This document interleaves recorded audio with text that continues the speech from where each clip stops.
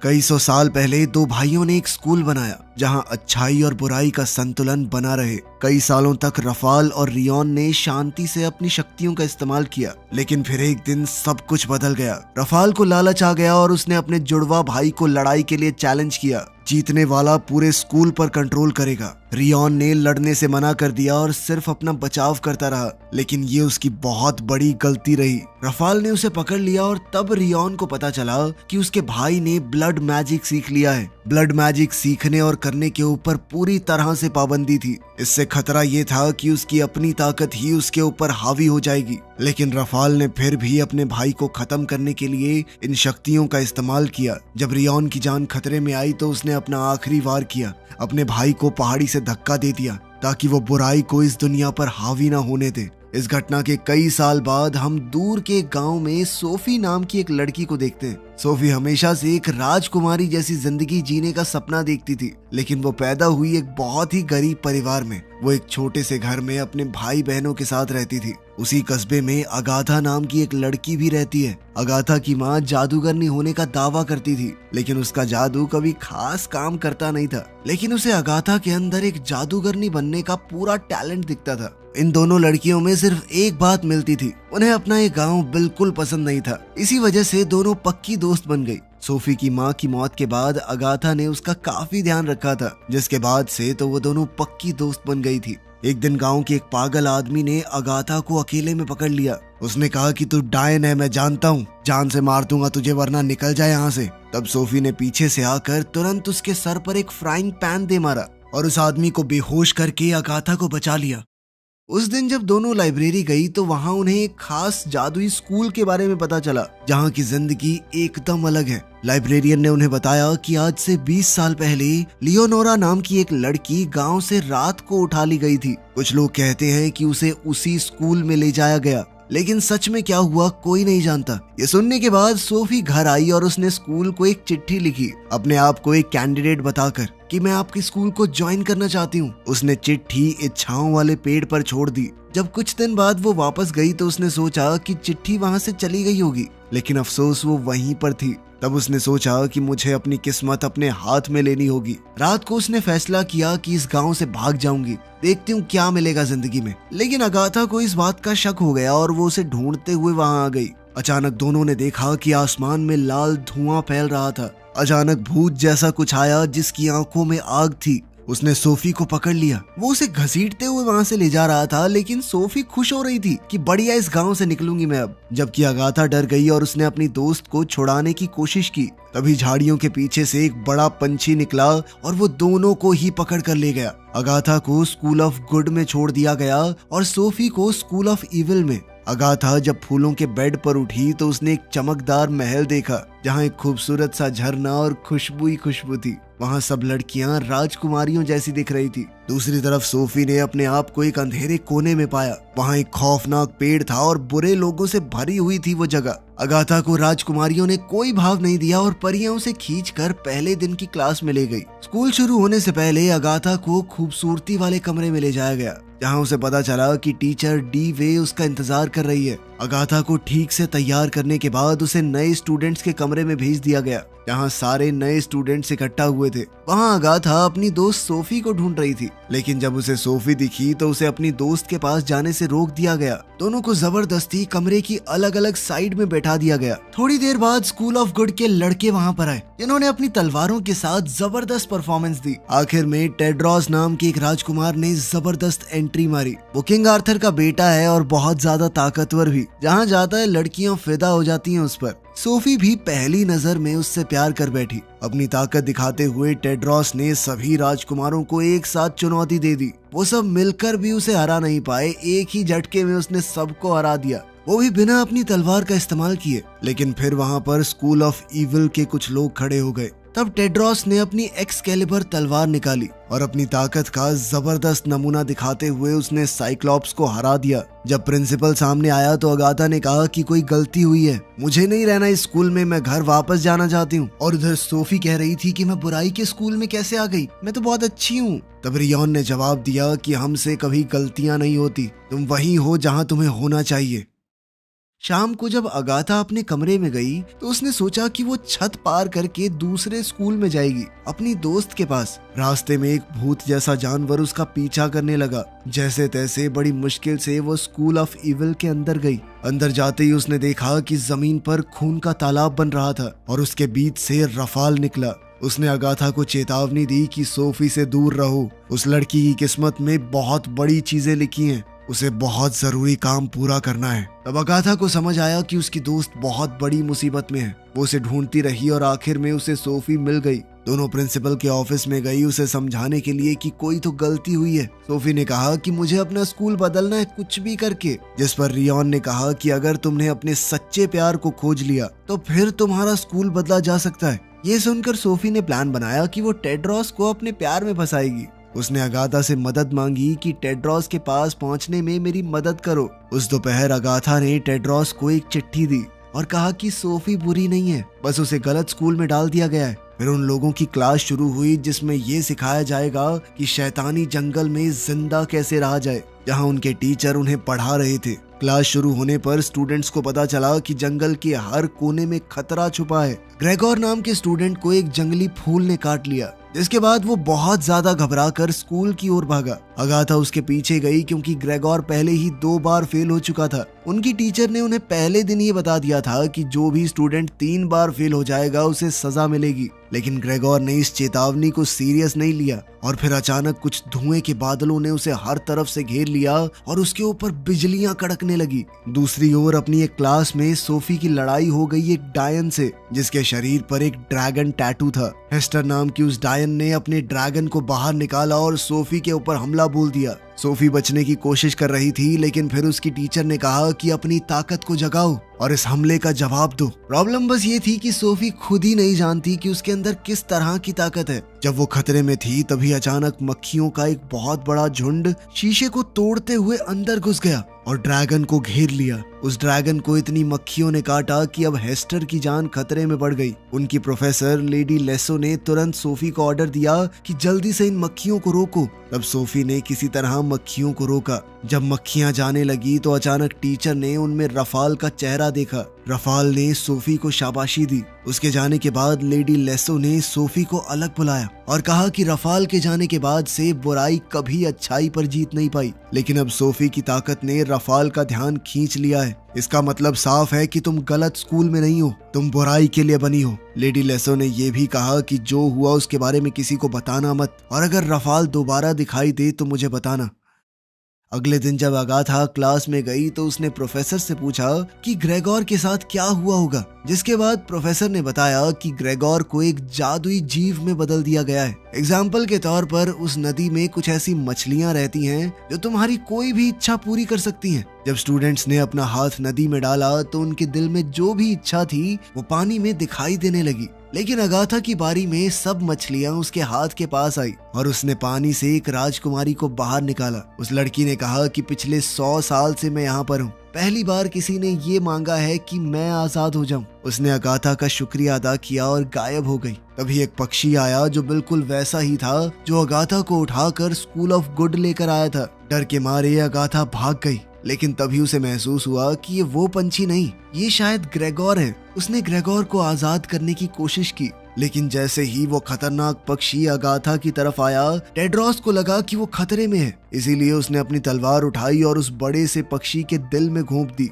जिसके बाद ग्रेगोर का शरीर चूर चूर हो गया। ये देखकर अगाथा को बहुत गुस्सा आया। उसने टेड्रोस को थप्पड़ मार दिया और इल्जाम लगाया कि तुमने मेरे दोस्त की जान ली है। अगाथा को शांत करने की कोशिश करते हुए टीचर ने सब स्टूडेंट्स को उनके कमरों में भेज दिया और कहा कि सालों बाद इस स्कूल में कोई ऐसा आया है जिसके अंदर सिर्फ अच्छाई भरी पड़ी हो, बुराई का तो कोई नामो निशान ही नहीं। क्योंकि अगाथा ने अपने बारे में ना सोचते हुए अपनी विश का इस्तेमाल उस लड़की के लिए किया कि ये आजाद हो जाए। क्लास के बीच में ब्रेक मिला तो अगाथा अपनी दोस्त से मिलने गई। तब उसे पता चला कि सोफी के पास रफाल आया था। उसी वक्त टेड्रोस भी वहां आया और उसकी आंख पर काला निशान पड़ा था। यहीं पहली बार सोफी को मौका मिला उससे बात करने का। बातचीत के दौरान वहाँ एक गार्ड आ गया। वो सोफी को पकड़कर पनिशमेंट रूम में ले गया जहाँ लेडी लेसो उसका इंतजार कर रही थी। उसने सोफी को कुर्सी पर बांध दिया और कुल्हाड़ी उठाई, जिससे उसने सोफी के बाल छोटे कर दिए, क्योंकि उसका मानना था कि इस लड़की की खूबसूरती ही लोगों को उसका असली रूप देखने से रोक रही है।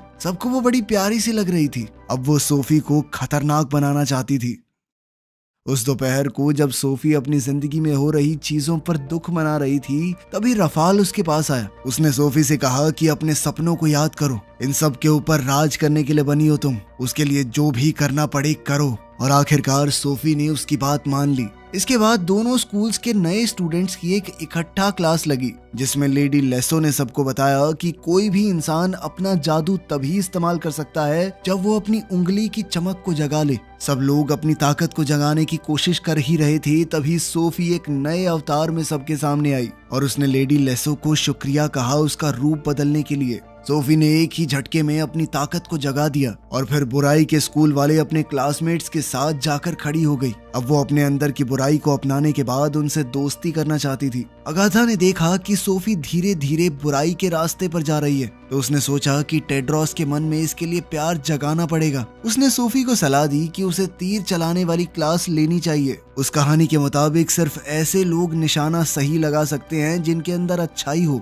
लेकिन अगाथा की मदद से सोफी ने एकदम मस्त निशाना लगा दिया, जिसके बाद टेड्रोस सोफी से काफी इम्प्रेस हुआ और उसने सोफी को अपने साथ डांस करने के लिए बुलाया। जब बुराई के स्कूल वालों को पता चला कि टेड्रोस उनके स्कूल की एक लड़की को डांस पर लेकर जा रहा है, तो दोनों स्कूल्स के स्टूडेंट्स आपस में भिड़ गए। फिर टीचर्स ने मिलकर फैसला लेने की कोशिश की कि आखिर क्या करना चाहिए। टेड्रोस ने प्रिंसिपल के सामने कहा कि हो सकता है ये सच्चा प्यार हो, आप कैसे फैसला ले सकते हैं हमारे लिए। इस पर प्रिंसिपल ने कहा कि तुम दोनों को एक टेस्ट देना पड़ेगा, तुम्हें अलग करके पास वाले खतरनाक जंगल में भेजा जाएगा। अगर तुम्हारा प्यार सच्चा है तो सुबह तक एक दूसरे को ढूंढना पड़ेगा, अगर रास्ते में खतरा आया तो उसका सामना करना होगा। जैसे ही सूरज डूबा, दोनों को जंगल के गेट पर ले जाया गया। दोनों को ही एक लाल रुमाल दिया गया, ये कहकर कि अगर ज्यादा खतरा महसूस हो और ये लगे कि टेस्ट को बंद करना है तो तुरंत उस रुमाल को नीचे फेंक देना, तुम सुरक्षित जगह पर पहुंच जाओगे। गेट के अंदर जाते ही सोफी ने टेड्रोस को ढूंढना शुरू किया,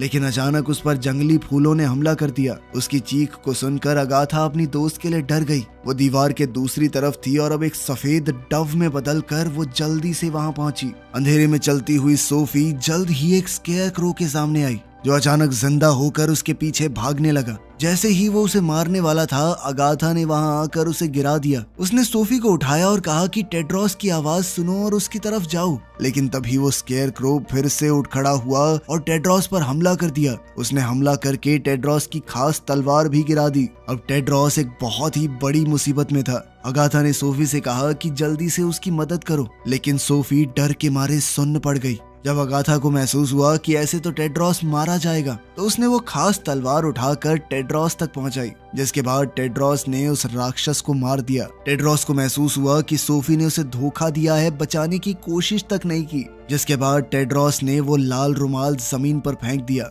और वापस स्कूल में पहुंच गया। सोफी ने अगाथा पर इल्जाम लगाया कि तुमने जानबूझ के बीच में कूद के मेरा रिश्ता बिगाड़ा है। उसने अपनी दोस्त पर तरह तरह के इल्जाम लगाए और कहा कि आज के बाद मुझे शक्ल मत दिखाना अपनी।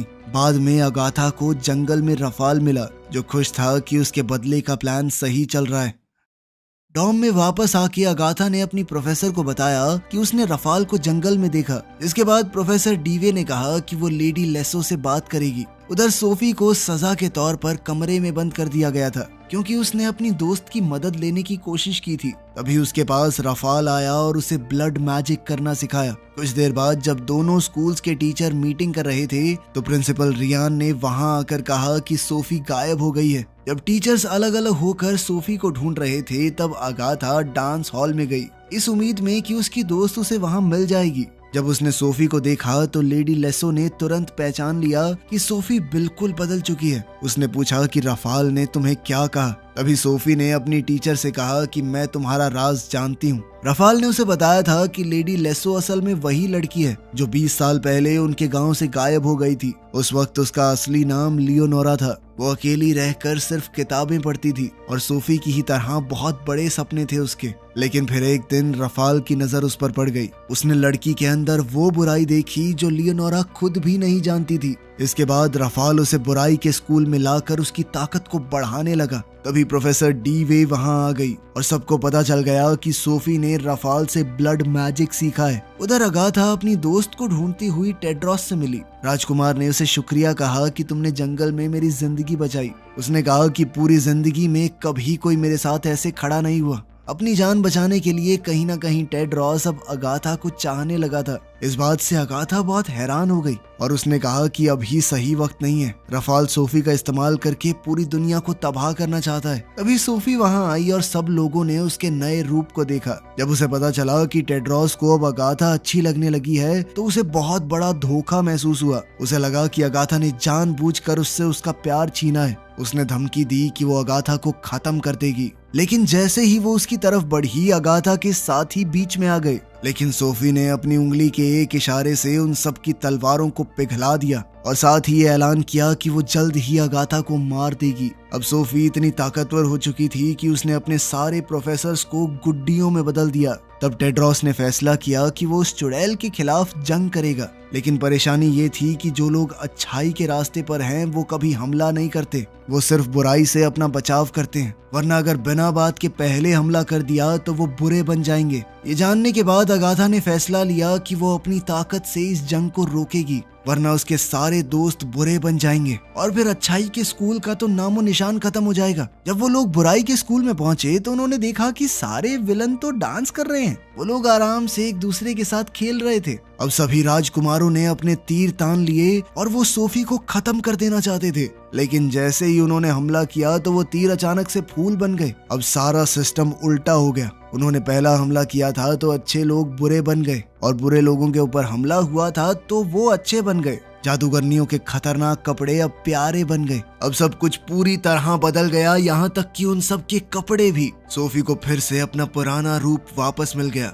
जबकि टेड्रॉस और बाकी राजकुमार अब बुरे बन चुके थे। अगाथा ने सोफी से कहा कि इस लड़ाई को बढ़ाने की कोई जरूरत नहीं है, लेकिन अगाथा ने अपने जादू से दरवाजा बंद कर दिया। उसने कहा कि ये लड़ाई शुरू मैंने नहीं की, लेकिन खत्म तो हम ही करेंगे। हमारे ऊपर हमला हुआ है, अब हमारा खुद को बचाने का हक बनता है। अब दोनों खेमों के बीच में जबरदस्त लड़ाई छिड़ गई। वो एक दूसरे के ऊपर एक से बढ़कर एक वार कर रहे थे। अगाथा ने ये सब रोकने की कोशिश की, लेकिन सोफी ने अपने जादू से उसे पकड़कर बाहर फेंक दिया। बुराई अब अच्छाई के ऊपर जीत रही थी। एक से एक बड़े जादू की मदद से वो हीरोज को हरा रहे थे। कुछ देर बाद इस लड़ाई को छोड़कर सोफी एक पक्षी में बदलकर हेडमास्टर के टावर में पहुंची। अब वो रियोन को खत्म कर देना चाहती थी, लेकिन असलियत में वो रियोन था ही नहीं। इतने सालों में रफाल ने रियोन का भेष बदला हुआ था। रफाल को पता चला था कि सोफी के अंदर एक बहुत ताकतवर शक्ति छुपी है, इसीलिए वो उसे उस गांव से यहाँ तक ले आया। सोफी ने उससे पूछा कि तुमने अपने भाई होने का नाटक क्यों किया?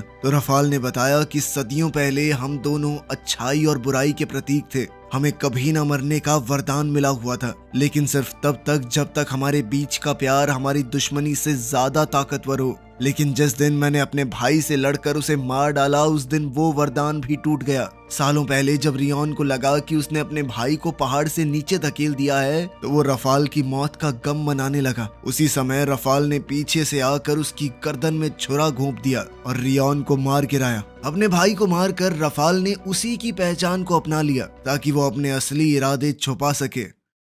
धीरे धीरे वो अंदर से अच्छाई को खराब करने लगा। लोग अपनी ही अच्छाई के ऊपर घमंड करने लगे, खुदगर्ज बन गए। उसने सोफी को बहकाया कि हम दोनों मिलकर बुराई को पूरी दुनिया पर फैला सकते हैं, फिर बुराई का पूरी दुनिया पर राज होगा। रफाल को अगर किसी का सच्चा प्यार मिल गया तो वो बहुत ज्यादा ताकतवर हो जाएगा और इसीलिए उसने सोफी को किस कर दिया। उन दोनों का मिलन होते ही बुराई का स्कूल टूटने लगा। सोफी ने कहा कि ये तुम क्या कर रहे हो? वहाँ तो मेरे सारे दोस्त हैं, सभी लोग मर जाएंगे। हमें सब पर राज करना है, उन्हें मारना थोड़ी है। लेकिन रफाल हर उस जीव को मार देना चाहता था जिसके पास जादुई शक्तियां हों, ताकि कोई भी उसकी ताकत का मुकाबला ना कर पाए। लेकिन सोफी ने ये सब नहीं सोचा था। हाँ, वो उनके ऊपर राज करने का सोचती थी, लेकिन उन्हें मारने के बारे में नहीं। तब सोफी को समझ में आया कि रफाल कितना ज्यादा बुरा है। उधर गिरती हुई बिल्डिंग के नीचे दबकर ज्यादातर स्टूडेंट्स मर रहे थे। सोफी को समझ आ गया कि उसके साथ भी धोखा हुआ है। तभी अचानक अगाथा वहां पहुंची। सोफी ने चैन की सांस ली ये देखकर कि उसकी दोस्त जिंदा है। वो तुरंत भागकर अगाथा के गले लग गई,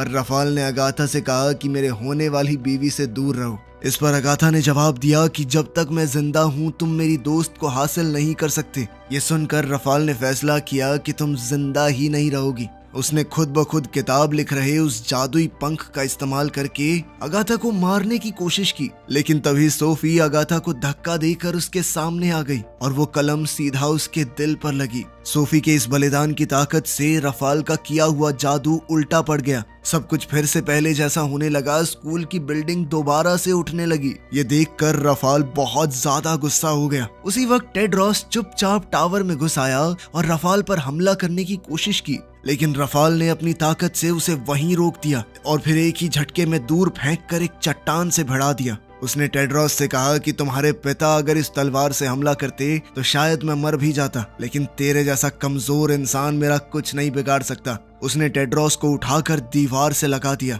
और फिर अपने खंजर से वो उसे मारने को पूरी तरह तैयार था। सोफी बिल्कुल मरने की हालत में थी, लेकिन फिर भी उसने अपने बचे खुचे जादू से तलवार उठाई और रफाल की तरफ फेंकी। रफाल को एक खरोंच लगी और वो तलवार सीधी जाने लगी, लेकिन अगाथा ने तुरंत उसे पकड़कर जबरदस्त वार किया और रफाल को हमेशा के लिए खत्म कर दिया। अगाथा तुरंत अपनी दोस्त की तरफ भागी। सोफी ने मरने से पहले अगाथा से कहा कि तुम हमेशा अच्छी बनी रहना, उम्मीद है हम दोबारा मिलेंगे। ये कहकर वो चल बसी। अपनी दोस्त को अपनी आंखों के सामने मरता देखकर अगाथा के आंसू फूट पड़े। वो फूट फूट कर रोने लगी, लेकिन उसके आंसुओं में इतनी ताकत थी कि जैसे ही वो सोफी के घाव के ऊपर गिरे उसने उन्हें ठीक करना शुरू कर दिया और सोफी का दिल फिर से धड़कने लगा। इस सब के बाद अच्छाई और बुराई दोनों स्कूलों के बच्चे एक दूसरे से बातचीत कर रहे थे। आखिरकार सबको समझ आ गया था कि अच्छाई और बुराई एक साथ रहती है। कोई भी पूरी तरह अच्छा या पूरी तरह बुरा नहीं होता। अब सोफी और अगाथा ने वापस जाने का फैसला किया। जाने से पहले सोफी ने अपनी दोस्त से कहा कि मैं चली जाती हूँ,